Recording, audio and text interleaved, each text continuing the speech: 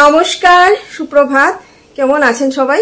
আমার চ্যানেল নতুন একটা ব্লগে আবার একবার আপনাদের অনেক অনেক স্বাগত। আজকে হলো সোমবার আর এখন বাজে হলো সকাল 9:45। তো আজকে এখন থেকেই একটা নতুন ব্লগ স্টার্ট করছি। আর সেই সঙ্গে আজকে হলো ঈদ। তো আমার সকল মুসলিম বন্ধুদের জানাই ঈদের অনেক অনেক শুভেচ্ছা। তো ঘুম থেকে উঠতে আজকে না একটু লেট হয়ে গেছে।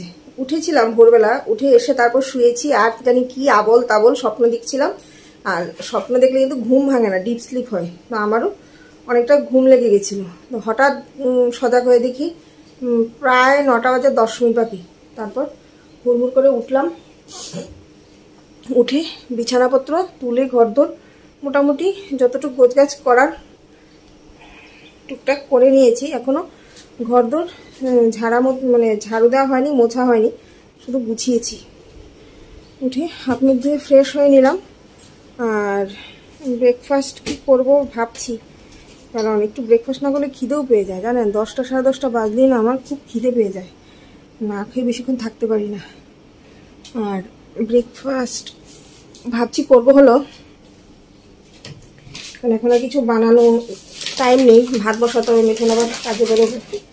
এই যে দেখুন, গতকালকে গিয়েছিলাম হলো ব্লাড দিতে, মানে ব্লাড টেস্টের জন্য গেছিলাম। আসার পথে ব্রাউন ব্রেড নিয়ে এসেছি।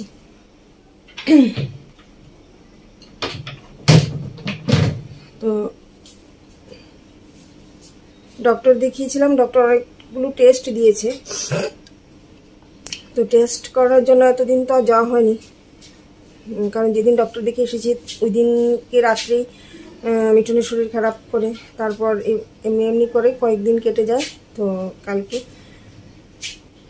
গেলাম, কিন্তু গিয়ে তো প্যাথোলজিতে গিয়ে টেস্টের কাগজ দেখানোর পর উনি যে বিল বলেছেন সেটা শুনে তো আমাদের মাথায় হাত। আমাদের মতন নিম্ন মধ্যবিত্ত ফ্যামিলির লোকেদের জন্য একসঙ্গে এত টাকা অ্যারেঞ্জমেন্ট করা, টেস্ট করা অনেকটাই কঠিন হয়ে যায়। যত ধরনের ব্লাড টেস্ট দিয়েছে, তারপর সোনোগ্রাফি দিয়েছে, সব কিছু মিলিয়ে প্রায় 9,000 টাকা। তো মাসের খরচা, যে টাকাও স্যালারি পায় ওই টাকা থেকে যদি আমি 9,000 টাকা টেস্টই করি নি, তাহলে বাকি মাস চলবো কি করে, খাবো কি করে, এই হলো সমস্যা। তো যেহেতু দিয়েছে তো করাতেই হবে, কারণ নেক্সট মান্থে আবার ডক্টর দেখাতে হবে। টেস্ট না করে তো ডক্টরের কাছে যেতে পারবো না। তো ব্লাডটা, যেগুলো ব্লাড দেওয়ার, ব্লাড ইউরিন ওগুলো দিয়ে এসেছি। আর আরেকটা ব্লাড টেস্ট আর সোনোগ্রাফি, ওইটা 19 তারিখ ডেট দিয়েছে জানেন। তো 19 তারিখ গিয়ে করাতে হবে। কিন্তু সত্যি বলছি, মানে মাথা ঘুরে পড়ে যাওয়ার ব্যাপার। যখন গিয়ে শুনলাম যে 9,000 টাকা লাগবে সবগুলো টেস্ট করাতে, ভাবলাম যে আমি ভেবেছিলাম বড় জোর ধরুন 5টার মধ্যে হয়ে যাবে। টেস্ট করানোটা অনেকটা কস্টলি হয়, তাও যে 9,000 টাকা লাগবে সেটা ভাবতে পারিনি। সে যাই হোক, তো রান্নাবান্না আজকে তেমন বিশেষ কিছু করার নেই, কারণ গতকালকে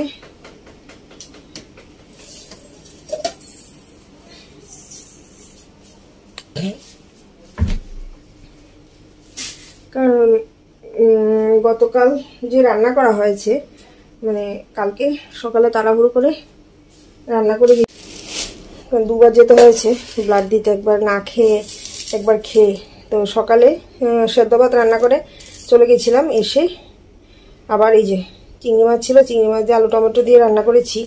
এর থেকে অনেকটা তরকারি রয়ে গেছে দুবেলা খাওয়ার পরও। আর রাত্রিবেলা ও চিকেন নিয়ে এসেছিল, এই যে তো পুরোটা রান্না করে নিয়েছি। তাহলে আজকে আর বিশেষ রান্না করার প্রয়োজন পড়বে না, তার জন্য রান্নাবান্না করবো না। এখানে চিকেনও রয়েছে আর এই তরকারিটাও রয়েছে, কিন্তু আরেকটা সবজি আছে যেটা না রান্না করলে নষ্ট হয়ে যাবে। ও আরেকটা জিনিস, কালকে ব্লাড দিয়ে আসার সময় দেখি জাম উঠেছে। এই বছর একদিনও জাম খাওয়া হয়নি। তো বললাম কি গো, সিজনের ফল একবার তো একদিন হলে তো খেতে হয়, নাও না। কিন্তু দাম কি জানেন, প্রচণ্ড দাম, 100-150 টাকা কিলো জামের। এই যে দেখুন, কিন্তু জামগুলো বেশ দেখতে সুন্দর, বড় বড়। এই যে আসার পথে জাম নিয়ে এসেছি, কিন্তু এসে আর খাওয়া হয়নি।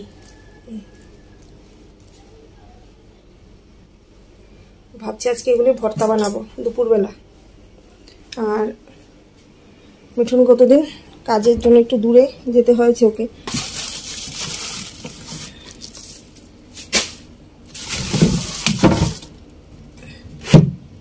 আসার সময় নিয়ে এসেছে হলো মোচা আর ঢেঁকির শাক। এই যে এখানে আছে এক আটি। আসার সময় নিয়ে এসেছিল মোচা আর এই যে দেখুন ঢেঁকির শাক। এখানে এক আটি আছে, 2 আটি বের করেছি।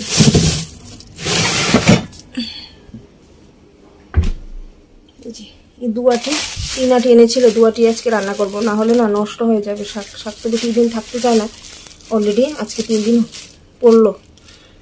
ঢেঁকির শাক আর মোচা এনেছে, আর এনেছে হলো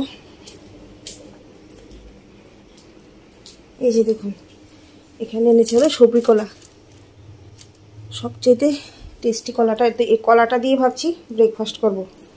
আর ওলে মামা, ওলে মামা মামা,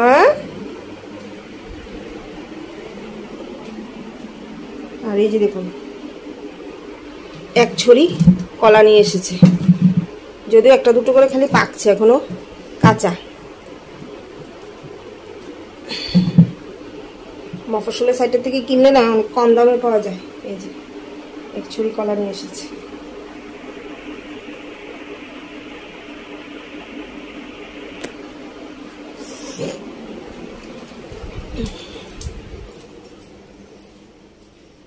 এখন একটু ব্রেকফাস্ট করব।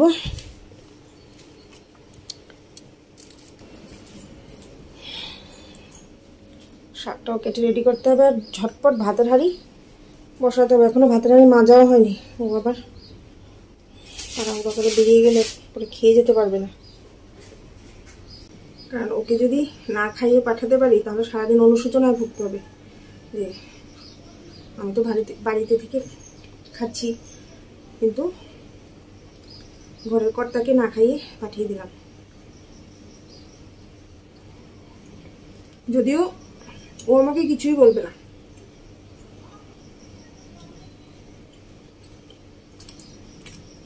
বলবে বাইরে টিফিন করে নেব। এই যে দেখুন শাক বসিয়ে দিয়েছি, রসুন সোমবার দিয়ে শাকটা রান্না করছি। এই যে রসুন সোমবার দিয়েছি, তার সঙ্গে আলু আর কাঁচা লঙ্কা, বাস হলুদ নুন।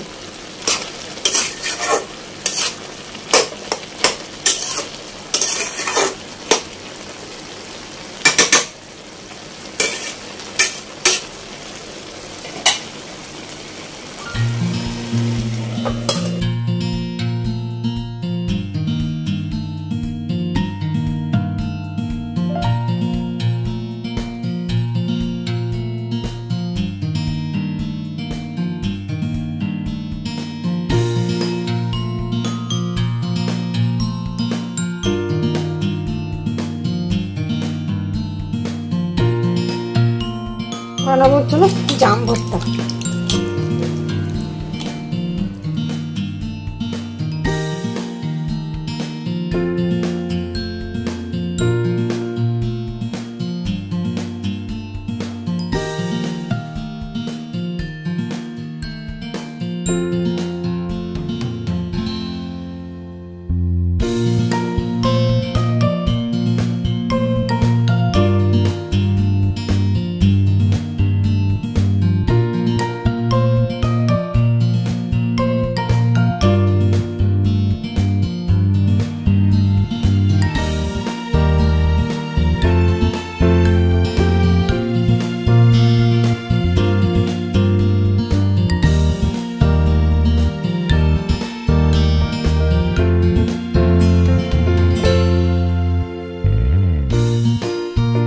জাম ভর্তা রেডি।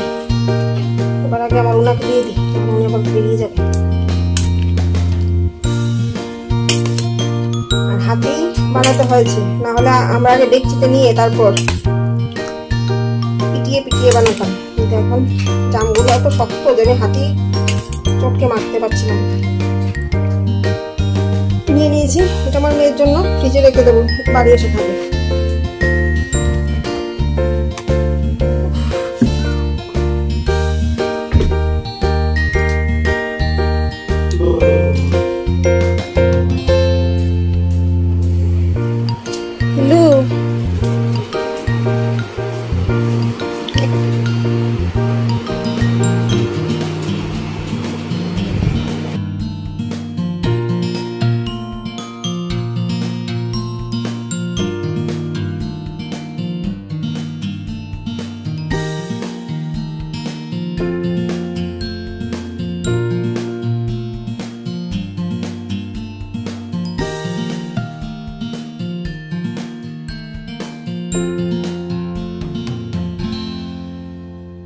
গ্রীষ্মকালে যা যা ফল ছিল সব খেয়ে নিয়েছি, আম, কাঁঠাল, আনারস, লিচু। জামটা বাকি ছিল, এটাও খেয়ে নিয়েছি। শুভ সন্ধ্যা, এখন বাজে হলো 6:45। আর সোমবার দিন বোধহয় ভিডিওটা স্টার্ট করেছি, নাকি রবিবার দিন, আমি ভুলেও গেছি। তো যাই হোক, গতকালকে আর কন্টিনিউ করা হয়নি, তো আজকে সারাদিন কন্টিনিউ করিনি, কারণ তেমন বিশেষ কিছু করার ছিল না। আর 2টা দিন যাবৎ ওয়েদার এত খারাপ, আর আমাদের যেহেতু টিনের ঘর, বৃষ্টির প্রচণ্ড আওয়াজ, সারাদিন বৃষ্টি হচ্ছে। গতকালকে তো আমাদের পুরো আগরতলা শহরে জল জমে গেছে, এত বৃষ্টি হয়েছে। সেম ভাবে আজকেও হচ্ছে। ও বেরিয়ে আছে রেনকোট কিনে, তারপর বাড়ি এসেছে। এত বৃষ্টি যে বাড়ি আসার মতন উপায় নেই, জানেন। তো এত বৃষ্টি, কাজকর্ম করতেও খুব কষ্ট, যার জন্য আর ভিডিও করতে আর পারি না। আর এই যে দেখুন, আমার সন্দেশ বুড়িকে ঘরে বেঁধে রেখেছি, আর ওই যে দেখতে পাচ্ছেন কলাগুলো সব পেকে যাচ্ছে একসঙ্গে। তো রেডি হয়ে গেছি, যাবো হলো সোনোগ্রাফি করতে। আমাদেরকে 6টা টাইম দিয়েছে, ঠিক আছে। তো গতদিন যে ব্লাডগুলো দিয়ে এসেছে, ওগুলো রিপোর্টও একবারে নিয়ে আসবো, আর সোনোগ্রাফি করিয়ে রিপোর্ট নিয়ে আসবো, ঠিক আছে। তো চলুন বেরিয়ে পড়ি। এখন বেরোলেই না কুকুরটা যা চিৎকার চেঁচামেচি করবে। একজন বাড়িতে থাকলে ওর বিশেষ সমস্যা হয় না, কিন্তু সবাই মিলে চলে গেলে না খুব চিৎকার চেঁচামেচি করে, খুব। চলুন বেরোই। হ্যাঁ,